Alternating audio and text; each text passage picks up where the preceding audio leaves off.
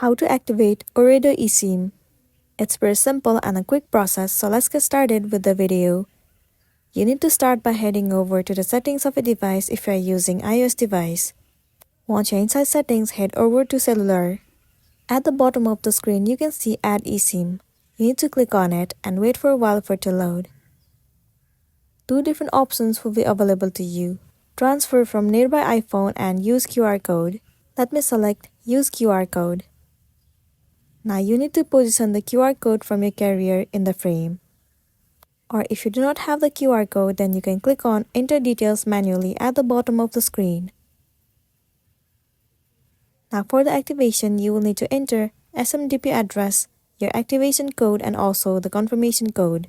A confirmation code is only required if it has been provided by a carrier. Once done, tap on Next and follow the on-screen process. And after a while, your eSIM will be activated successfully and then you'll be good to go. So that's the wrap for this video. If this video helped you, give it a like and check out our next tutorial. Thank you.